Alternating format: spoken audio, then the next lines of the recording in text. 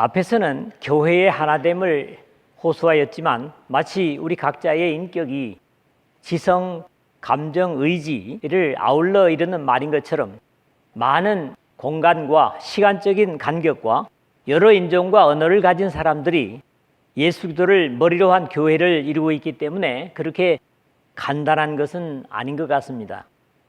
교회의 구조 속에서도 남자와 여자 그리고 각각 다른 역할을 하는 직분, 각자의 받은 바 은사가 다른 것처럼 이 은사라고 하는 것조차도 사실은 직분과 관련이 있는 하나님의 선물이죠.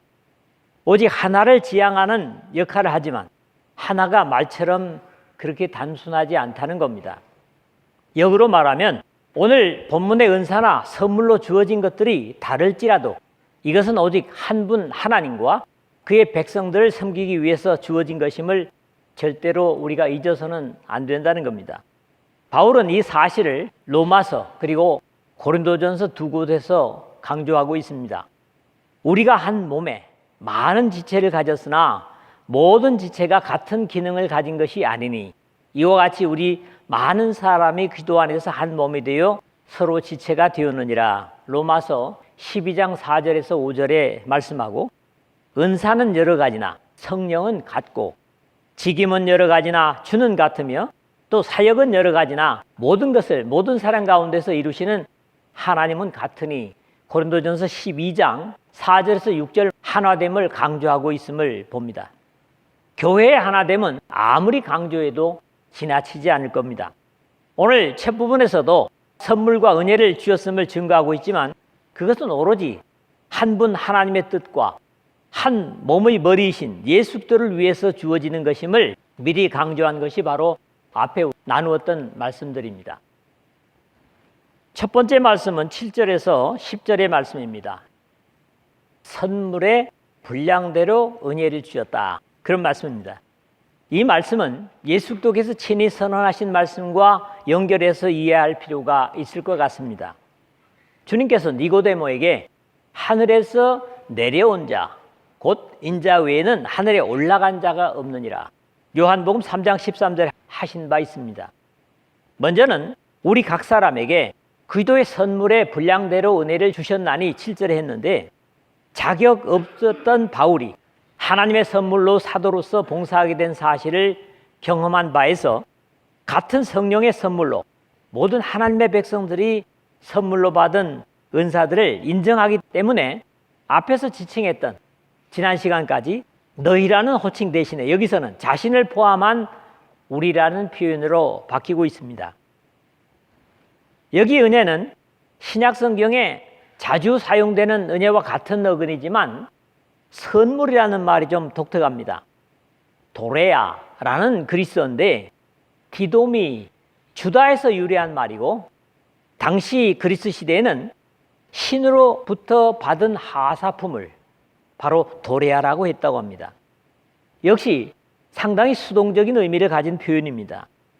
믿는 사람 누구에게나 하나님께서 주신 선물이나 은사는 하나님을 섬기기 위한 도구로 주신 것이지만 자신이 챙겨 얻는 것이 아니라 그리스도의 선물의 분량대로 은혜를 주셨나니 하심으로써 그 분량이나 크기가 하나님에 의한 것임을 증거하는 겁니다.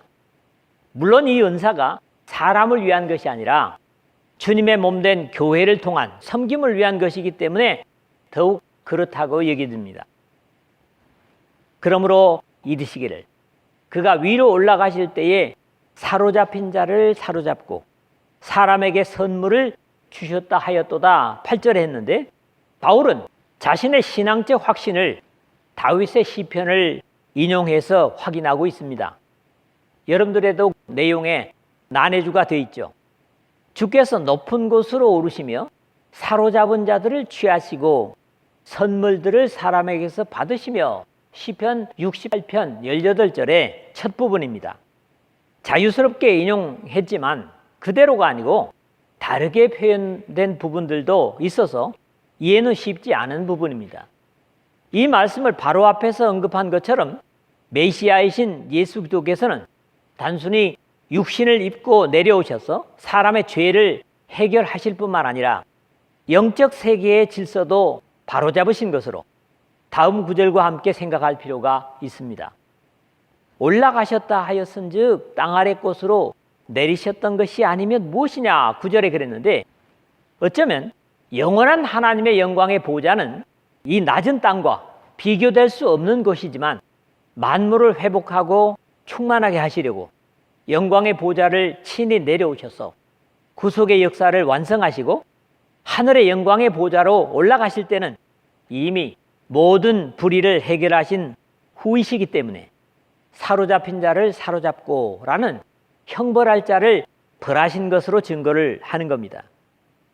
그럼에도 하늘에 오르신 때는 단순히 불법을 형벌하신 것에 그치지 않으시고 자신의 구속의 역사를 통해서 거듭나고 순종한 자들에게 과거 죄의 사람으로서는 상상할 수 없는 영적인 선물들, 즉 은사들을 주셨다고 확인합니다. 우리가 확인하는 것은 예수도의 구속의 십자가는 하나님의 공의의 성취일 뿐만 아니라 사랑과 긍휼의 성취이기도 함을 믿는 사람이라면 부정할 사람이 없을 겁니다. 결국 구속의 완성 자체가 사로잡을 자를 형벌하는 것이면서 하나님을 순종하는 자들에게는 선물이고 은혜임을 이해할 때 비록 인용된 시편과 표현이 약간 다르다고 할지라도 문제가 없을 것입니다. 다만 다윗은 미래를 바라보면서 이 찬양을 드렸지만 바울은 이미 이루어진 공의와 사랑을 위해 구속의 역사를 완성한 사실을 찬양하고 있는 것이 다르다고 할 수 있겠습니다. 내리셨던 그가 곧 모든 하늘 위에 오르신 자니 이는 만물을 충만케 하려 하심이니라 10절에 그랬지요. 9절에서 올라가셨다 하였은즉 땅 아래 곳으로 내리셨던 것이 아니면 무엇이냐 했다면 여기서는 하늘로 오르신 예수 그리스도를 모든 우주 만물의 통일을 완성하신 것으로 증거하는 겁니다. 이 8절에서 10절에 그가 위로 올라가실 때에 올라가셨다 하였은즉 땅 아래 곳으로 내리셨던 것이 아니면 내리셨던 그가 곧 모든 하늘 위에 오르신 자니, 제가 이 중략을 했습니다. 라는 표현들은 우주 만물의 질서 회복을 위하여 높은 영광의 보좌를 버리시고 낮은 사람의 땅에 내려오셔서 사람이 되셔서 영원한 사람의 숙제인 죄의 문제를 완전히 해결하신 것이 그 첫째일 것입니다. 그럼에도 놓치지 말아야 하는 것은 우리 주 예수 그리스도께서는 이 우주 어디에서든지 오르지 못하실 곳도 또 내려가지 못하실 곳도 없으신 제약을 받지 않으시는 이 우주의 충만하신 창조주 하나님이심을 확인한 것이기도 합니다. 그보다 더욱 황송하고 감사한 것은 이 내려오시고 또 오르심의 이유가 가치 없는 인생들을 회복해서 선물이나 은혜를 주시기 위해서라는 사실이죠. 이런 이유 때문에 그의 몸된 교회의 어떤 역할이든지 심지어 성도라는 직분조차도 감당할 수 없는 주님의 사랑의 은혜임을 깨닫고 세상과 성별되고 중보자된 제사장의 역할을 충실히 우리 모두가 감당해야만 할 것입니다. 두 번째로는 11절에서 13절입니다. 그리스도의 몸을 세우기 위한 그런 하나님의 사랑의 역사를 또 계속해서 증거하고 있습니다. 내려오시고 하늘에 오르셔서 각 사람에게 선물을 주셨는데 그 은사로 주신 직책들과 그러한 직책을 주신 목적을 분명히 하고 있습니다. 당연히 이런 서로의 역할로 통해서 메시아이신 예수 그리스도를 믿는 것과 아는 일에 하나가 되어서 온전한 사람을 이루고 교회의 머리이신 그리스도께까지 우리 모두가 장성해야 할 것을 바울은 권면하고 있는 겁니다. 그가 혹은 사도로 혹은 선자로 혹은 복음 전하는 자로 혹은 목사와 교사로 주셨으니 11절 그랬는데 교회 조직에 대한 직함들이죠. 하나님이 교회 중에 몇을 세우셨으니 첫째는 사도요, 둘째는 선지자요, 셋째는 교사요, 그 다음은 능력을 행하는 자요. 이 고린도전서 12장 28절 상반절에 같은 기록도 볼 수 있습니다.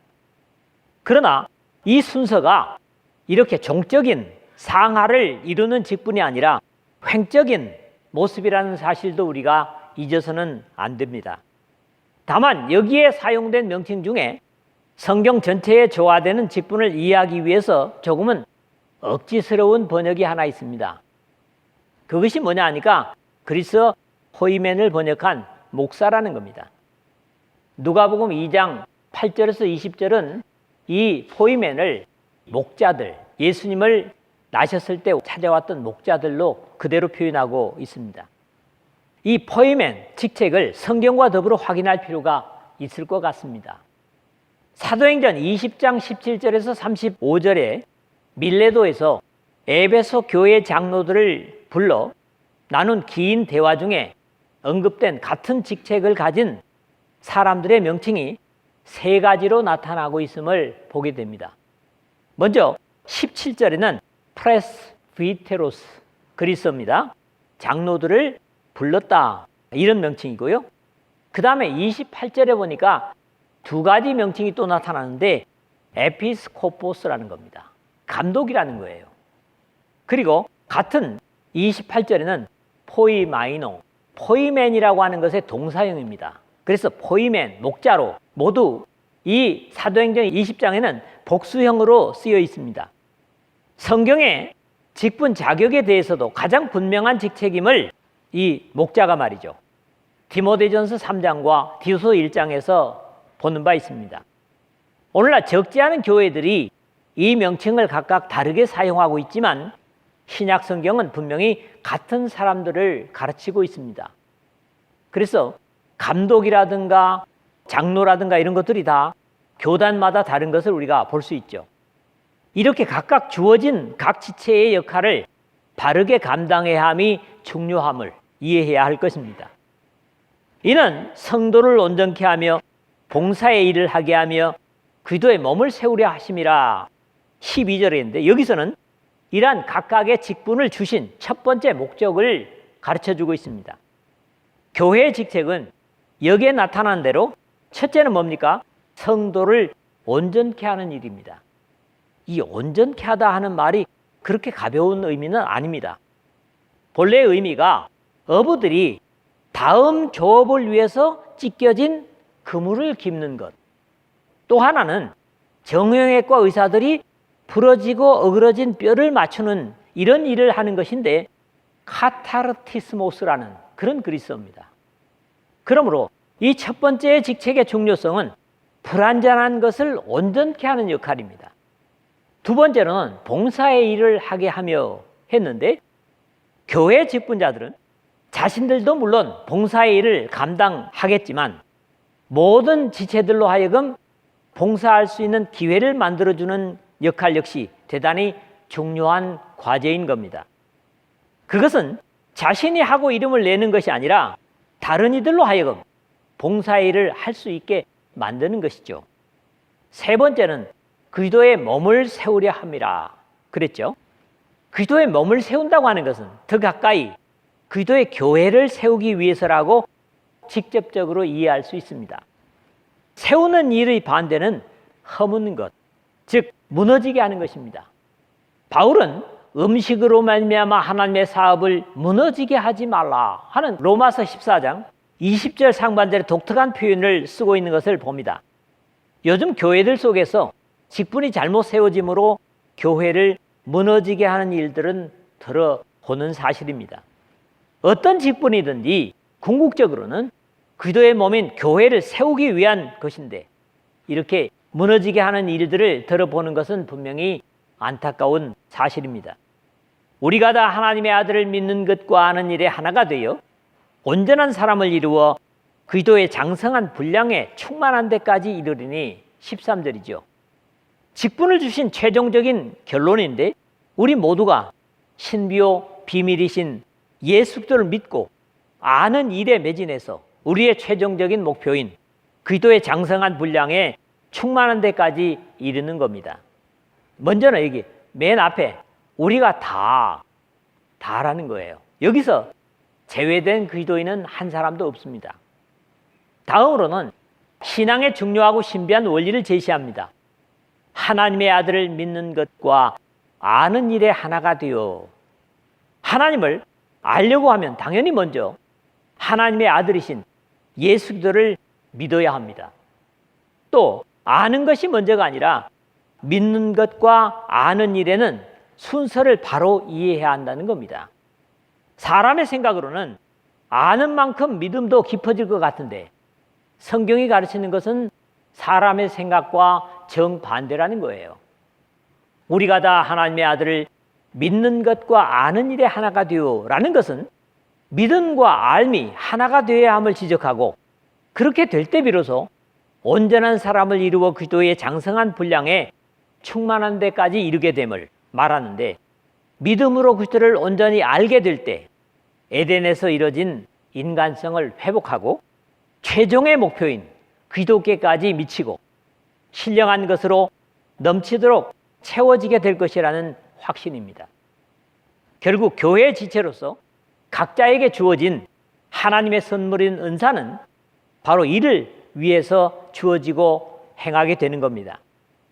이 언약대로 예수 그리스도로 말미암아 온전한 사람을 이룰 뿐만 아니라 위로부터 주어지는 신령한 진리로 충만해져서 예수님을 모두가 닮아가는 여러분 모두 되시기를 주님의 이름으로 부탁을 드립니다. 세 번째, 마지막으로는 14절에서 16절입니다. 우리가 성장해야 할 이유, 반드시 신앙인이 자라야만 할 이유를 말씀하고 있죠. 오늘 다루는 내용의 결론이면서 여기서는 다시 앞에서 지적한 온전함과 진리로 충만해지지 못하면 기준을 갖지 못한 어린아이처럼 옳지 못한 잘못된 교훈에 빠질 수 있기 때문에 참된 사랑 안에서 자라고 연합해서 사랑 안에서 온전히 세워질 것을 격려하고 있습니다. 먼저는 부정적인 면에서 14절이죠.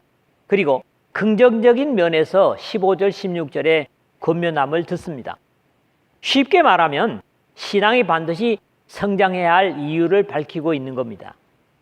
이는 우리가 이제부터 어린아이가 되지 아니하여 사람의 괴술과 간사한 유혹에 빠져 모든 교훈의 풍조에 밀려 요동치 않게 하려 함이라. 14절에 먼저 그랬는데, 문제는 겉으로는 분명히 어른인데 생각하는 것이나 행동하는 자세가 유치해서 자라지 못한 신앙의 사람들이 그때나 이때나 있다는 겁니다. 이는 우리가 이제부터 어린아이가 되지 아니하여 14절 상반절에 했는데, 세상 속에 어린아이가 홀로 산다면, 특히 요즘같이 험한 세상에 어린아이가 홀로 산다면 안타까운 일들을 많이 경험하게 될 겁니다. 바울은 믿음이 자라지 못한 사람들을 어린아이와 같이 대하는 것을 그의 편지들에서 들어 읽어볼 수가 있습니다. 형제들아, 내가 신령한 자를 대함과 같이 너희에게 말할 수 없어서 육신에 속한 자, 곧 그리스도 안에서 어린아이들을 대함과 같이 하노라. 내가 너희를 젖으로 먹이고 밥으로 아니하였노니 이는 너희가 감당하지 못하였음이거니와 지금도 못하리라. 고린도 교회를 향해서 3장 1절에서 2절에 그렇게 안타까워합니다. 어린아이의 취약점은 바르고 오른쪽을 따르는 것보다는 괴술과 간사한 유혹에 빠져 모든 교훈의 풍조에 밀려 요동치 않게 하려 함이라는 염려 때문입니다. 이 세상은 약한 사람들이 바르게 살고 편할 수 있도록 호락호락하지 않은 것을 봐서도 죄악이 관영한다는 것을 인정할 수밖에 없습니다. 다른 표현들은 그렇게 이해가 쉽지 않은 것들은 없습니다만 여기 괴술이라는 말입니다. 괴술이라는 말을 쓰나요? 퀴베이아라는 그리스어입니다. 퀴베이아는 말은 본래 뭐냐 하니까 육면체 주사위를 얘기하는 거예요. 그리스 시대의 얘기입니다. 야바이꾼들이, 사기꾼들이 주사위를 던져가지고 사람들 속이는 것, 여기서 연유된 말이 바로 퀴베이아, 괴술이라는 말입니다. 마술은 이미 속이는 기술임을 알고 보는 것이지만 사실 신앙의 이름으로 행해지는 거짓이야말로 사람을 속이는 치명적인 것은 다른 데는 없습니다. 요즘 그런 거 보잖아요. 우유에다가 이름만 써도 그 우유가 보약이 된대요. 우리가 듣기에는 허무맹랑한 이야기인데 거기에 빠진 사람은 그렇다고 믿습니다.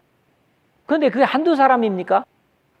결국 하나님의 진리에 튼튼히 뿌리내지 못하면 분별력이 약한 신앙의 사람은 간악한 속임수와 참을 분별하지 못하고 흔들리고 떠밀려 다니게 됨을 경계하는 내용이죠. 우리는 이 이상 더 어린아이로 있어서는 안 됩니다. 우리는 인간의 속임수나 간교한 술수에 빠져서 온갖 교훈의 풍조에 흔들리거나 이리저리 밀려다니지 말아야 합니다. 이 14절을 세번역에서는 그렇게 번역하고 있습니다.